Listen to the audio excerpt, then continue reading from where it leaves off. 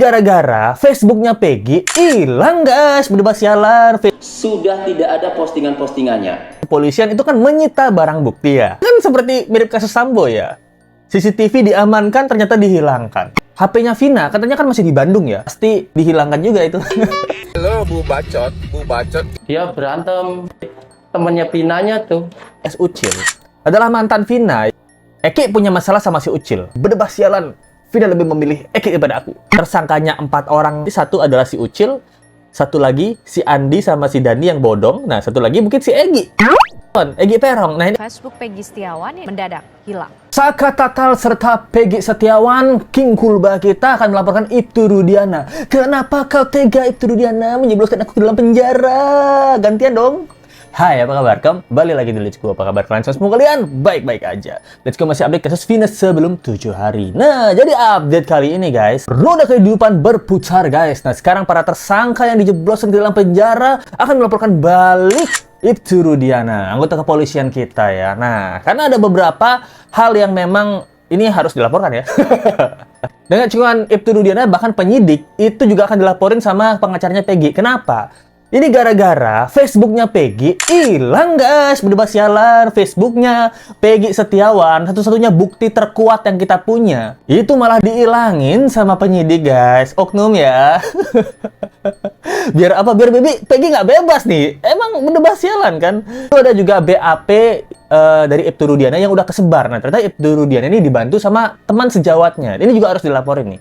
Ini BAP Ibtu Rudiana tuh tersebar bahwa dia membuat skenario di kalangan wartawan, dan sekarang wartawan nyebarin ke kita guys. Oke, ini lumayan seru banget ya. Ayo kita bahas aja ya. Kalian udah nonton video YouTube Short Let's Go belum? Kalau belum nonton, kalian nonton ya.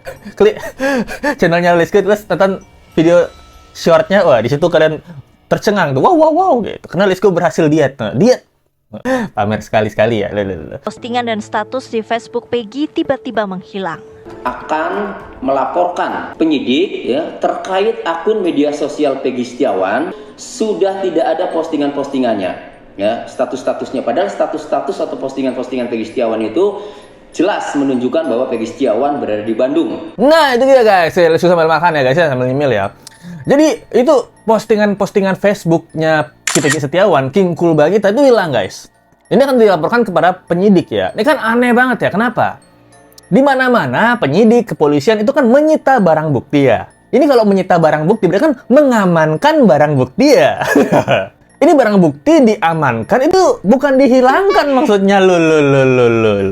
Ini kan seperti mirip kasus Sambo ya. CCTV diamankan ternyata dihilangkan. Barang-barang bukti diamankan oleh oknum kepolisian atau oknum penyidik tiba-tiba dihilangkan.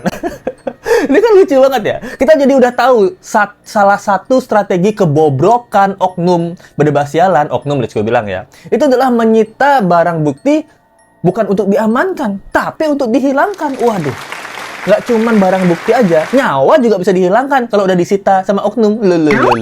Kan kontol. Maksudnya kok oknum tolol. CCTV diamankan, dihilangkan. Motor Peggy Setiawan yang paling pertama itu yang apa itu ya? Smash ungu ya kalau nggak salah ya. Itu diamankan tapi dihilangkan.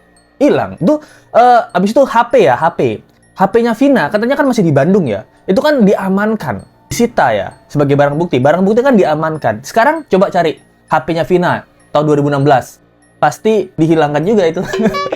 kan aneh ya. Ini memang wow deh. Kita makan aja dulu. HP ini tersebar di grup-grup percakapan para awak media. Dalam BAP, Rudiana menyebut mendapat kabar soal kematian anaknya dari Aibtu Sulaiman, rekannya seprofesi. Usai melihat kondisi sang anak di rumah sakit, Rudiana yang curiga Eki dibunuh langsung mengamankan para pelaku yang sedang berkumpul di depan SMPN 11 Kota Cirebon. Nah, itu guys. Jadi BAP-nya Ibtu Rudiana itu kesebar ya di grup-grup wartawan. Sama wartawan disebarin ke kita guys. Di BAP-nya tuh ada satu orang yang disebut, yaitu Aibtu Sulaiman gitu. Nah, jadi setelah dia dapat kabar itu dari rekannya Aibtu Sulaiman yang profesinya sama kayak dia di reskrim narkoba, dia curiga bahwa anaknya ini dibunuh gitu. Jadi dia langsung cari orangnya, kira-kira daerah sana orang-orang yang meresahkan yang mana nih? Kayak ini yang ngumpul-ngumpul gini deh. Anak-anak muda ngumpul-ngumpul gini pasti pengangguran, cenderung melakukan tindakan kriminal. Mereka orangnya. Padahal yang pengangguran kulba ya, lagi nunggu kerjaan proyek. Nah, habis itu banyak pertanyaan kan, kenapa sih Pak Ibtu Rudiana ini nggak ditangkap aja gitu? Ujungnya kemana? Ini ya bro, menurut Let's Go, ini analisa Let's Go, ini Pak Rudiana kalau memang dia bilang dia salah tangkap ya, atau mengakui dia salah atau asal tangkap, dia pasti dimintain ganti rugi dong. Dari mana uangnya? Dari mana duitnya? Kaget. Dari mana uangnya? Anehnya ya, kepolisian ini kan instansinya kan jadi sekarang namanya jelek ya. Apalagi di Polda Cirebon ya, di Polsek Cirebon gitu. Namanya udah lumayan tercoreng. Nah, ini pertanyaan Let's Go, kenapa Kapolseknya yaitu Pak Ibtu Rudiana itu nggak speak up? Habis itu penyidik-penyidik dan polisi oknum lainnya itu juga nggak speak up. Contoh, Saka Tatal ya, di mana saatnya kebenaran terungkap total, dia bilang, saya waktu di polisi itu ya, saya tuh dihajar, digebukin, tiap hari disiksa. Nah, kalau Let's Go jadi polisi, Let's Go tidak merasa melakukan kejahatan seperti itu, Let's Go akan bilang, itu semua yang dikatakan Saka Tatal tidak benar. Saya tidak pernah memukul yang namanya napi-napi di sini. Teman saya mungkin. Saya liatin doang. Tapi saya kan nggak pernah mukul ya. Teman saya mungkin dulu. Apa gimana nih? Ya kan? Ini aneh banget sih. Pikir nggak? Masa kepolisian mau citranya dijelekin sama mantan narapidana? Mantan narapidana keluar-keluar sana-sini bilang dia digebukin. Aneh kan? Nah, berarti kan yang dikatakan Saka Tatal kan kebenaran. Let's Go rasa berarti Saka Tatal ini jujur ya. Dia digebukin itu berarti kebenaran, kejujuran. Statement-statement Saka Tatal lainnya yang benar dia bukan pelaku dan teman-temannya bukan pelaku, itu juga kejujuran. Hello Bu Bacot Ibu Widya. Dan nggak cuman itu guys, jadi sekarang Hotman ini juga lagi tergelitik kata dibilang kendor ya. Bukan mukanya karena memang udah kendor, karena udah tua kan ya, itu kulit-kulitnya kan memang udah kendor, itu wajar, itu manusia itu pasti akan kendor pada waktunya ya. Tapi kendor kinerjanya katanya. Ini disematkan oleh Ibu Widya dan Hotman ini merasa terganggu dan mungkin akan melaporkan Ibu Widya ini. Wah, Ibu Widya ini siapa sih sebenarnya? Kok dia bisa tahu segala macam tentang narkoba, jenderal-jenderal di Cirebon, pejabat-pejabat, bahkan dia bisa mengkritik Hotman dan Hotman itu dengerin Ibu Widya, gitu loh. Satu kata buat pengacara kondang, pengacara miliarder katanya. Halo Bu Bacot Ibu Widya. Bacotnya tolong diarahkan ke lembaga resmi pemerintah. Bacotmu itu nggak ada gunanya ngomong tiap hari di medsos hanya untuk mencari follower. Di mana Ibu Widya selalu berasumsi jikalau pelaku sebenarnya dari kasus ini adalah anak dari sosok berpengaruh di wilayah Cirebon. Kalau seorang itu ini hanyalah, kalau menurut saya ini ditekan seorang perwira ya yang bermain di sini Pak ya. Nah itu dia guys, jadi pertarungan antara Widya dan Hotman ya. Jadi beberapa hal yang Bu Widya bilang, kalau kalian nontonin Bu Widya, dia bilang tuh ada keterkaitan Pak Ibtu Rudiana dengan tepung sagu ya.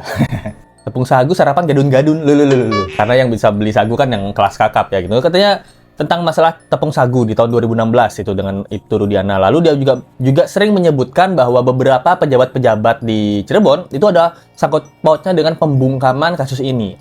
Lalu dia juga bilang ke Hotman Paris bahwa Hotman Paris ini kendor gitu. Namun ini dibalas sama Hotman Paris, dia dibilang Bu Bacot, banyak comot. Ini Bu Widya ini siapa ya? Let's go cari-cari, kabarnya Bu Widya ini adalah aktivis dari 98. Dia memang sering banget ngomongin tentang kasus-kasus ini.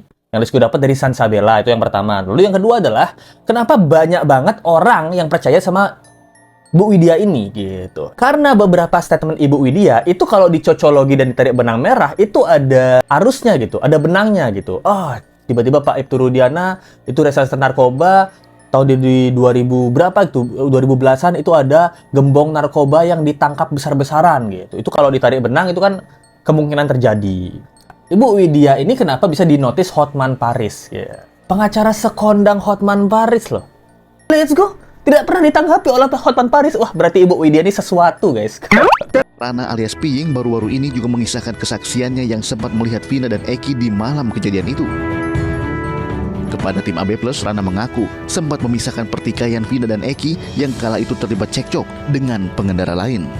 Layang itu ada motor kejar-kejaran, motor 2 di tanjakan itu dia berantem, cuman kan motor kan semua karena kan di sebelahnya berantem, ya adanya di posisi toar-toar itu. Posisi toar-toar. Posisi trotoar. Posisi toar-toar. Ya saya kan bilang, kamu tuh masih anak sekolah, jangan berantem-berantem. Ini kan malam, sana pulang. Nah, dia kan sempat udah tuh, pas diterai tuh, nggak berantem. Nah, saya kan masih nunggu. Pas dia kan turun lagi, arah balik lagi turun. Yang Bapak lihat itu betul Vina dan Eki wajahnya seperti yang setelah Bapak lihat saat ini, Pak? Iya, Vina karo Eki yang itu, yang berantem itu. Saat Bapak lerai, itu posisi dipukul atau gimana, Pak? Dia lagi Sedang dipukul atau siapa? Siapa Dia dipukul? lagi dipukul si temennya Vinanya tuh. Eki. Iya, Oh, jadi dia bilang bahwa Eki pada saat tersebut lagi dipukul. Lagi dipukul sama dua orang itu. iya sama 2 orang itu. Gimana Bapak melihatnya waktu itu, Pak? Ya, saya kan sebelah jalan sih ya. Terus jadi makanya kita turun tuh. Terus dipisah tuh. Jadi kita kan pisah. Oi, kamu berantem-berantem. Orang masih kecil-kecil berantem. Orang masih sekolah. Oh iya, sempat periksa Polda Bandung. Apa yang ditanyakan kepada Bapak? Ya ditanyakan kan, lihat kejadian nggak? Ya lihat Pak. Berantem. Orang 4 tuh. Bapak ikut sidang waktu itu, Pak? Di Cirebon ikut. Di Cirebon ikut sidang. Ikut sidang 2 kali. Bapak yakin benar ya? Iya, bukan. 7 orang itu. Bukan. Yang berantem itu. Itu kan berantem kan orang 4, Pak. Ini kan orang 7. Nah, itu dia guys. Jadi dari saksi yang namanya siapa nih, Piying ya. Bahkan dia pun ikut sidang di Polda dan di Cirebon ya. Di Cirebon dia ikut sidang. 2 kali dia bilang ikut sidangnya. Oke. Kita anggap kesaksian ini legit ya karena dia ikut sidang. Nah, dia bilang bahwa si Eki ini lagi dicegat sama 2 motor gitu. Jadi dia berantem di pinggir jalan terus dipisahin sama bapak-bapak ini. Kalian jangan berantem.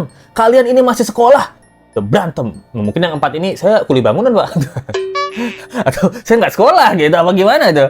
Jadi disuruh dilerai ya sama bapak-bapak ini karena dia berantemnya di pinggir jalan di trotoar. Menurut Let's Go, kalau statement ini benar, walaupun bapaknya pakai masker ya, biasanya orang pakai masker kan kita ragukan kebenarannya.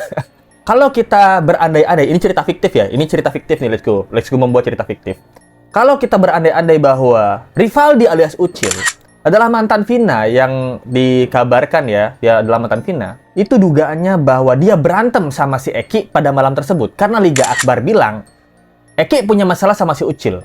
Nah, Ucil sebelum hari kejadian tersebut, dia berantem sama pacarnya dan ngacak-ngacak warung. Kan Ucil dalam keadaan emosi. Dia ngelihat Eki sama Vina berdebah sialan. Vina lebih memilih Eki daripada aku. Kejar lah gitu. Mungkin dipengaruhi mabuk atau sok-sokan sakit hati kan gitu. Jadi pas lihat Vina, gimana kabarnya? Cuy. Yeah. Ikut sama abang yuk. Yeah. Kebetulan Eki lagi sendiri kan, dipepet lah. Mungkin Eki anak geng motor gitu. Jangan gangguin cewek gua gitu. Akhirnya dipepet gitu. Mau digebukin, kebetulan si Ucil rame-rame. Nah, itu cerita fiktif yang bisa terjadi. Cerita fiktif ini ya. Dan setelah berantemnya dilerai sama bapak-bapak ini, itu kan 4 orang. Nah, menurut Let's Go, kenapa bisa jadi 7 orang atau 12 orang? Ya karena si pelaku ini mungkin manggil teman-temannya yang lain gitu. Nah, kalau tersangkanya 4 orang yang disebutkan sama bapak ini, berarti satu adalah si Ucil, satu lagi si Andi sama si Dani yang bodong. Nah, satu lagi mungkin si Egi Perong. Nah, ini kan sangat masuk akal, guys. Apakah saksi ini bisa legit atau enggak? Tapi dia ikut sidang sih. Dia ikut sidang di Cirebon. Ya, terima kasih banget buat teman-teman Let's Go yang udah berdonasi dari Diana Wins. Thanks, makasih ya Mbak Diana Wins. Dari Alena Putri, semangat Bang, kawal kasus ini sampai tuntas, sukses buat channelnya. Sukses buat Alena Putri, makasih ya Alena Putri. Dari Barjo, semangat tetap gokil dan keren. Thank you Barjo. Nah, terima kasih banget buat teman-teman yang udah berdonasi. Kalau kalian mau donasi, linknya ada di bawah di deskripsi buat Saweria. Transfer aja, Qris. Atau dari YouTube di Super Thanks komen sebelah kanan. Ya, gimana menurut kalian tentang kasus kali ini, guys? Apakah kalian mendapatkan update-update berarti? Menurut Let's Go yang paling ngeselin itu adalah barang bukti itu, guys. Yang barang bukti disita dan diamankan oleh oknum kepolisian malah jadi hilang. Nah, itu bener sial. Untung kita udah nge-screen record ya. Kita udah screenshot bertebaran di mana-mana itu barang bukti. Kalau nggak ada barang bukti itu, wah Peggy udah jadi kulba permanen dia di sel. Nah, itu dia yang bisa lo sampaikan. Thank you banget yang udah nonton. Jangan lupa like, comment, share, dan subscribe video ini. Kita ketemu lagi di video berikutnya. Sampai jumpa lagi ya. Bye.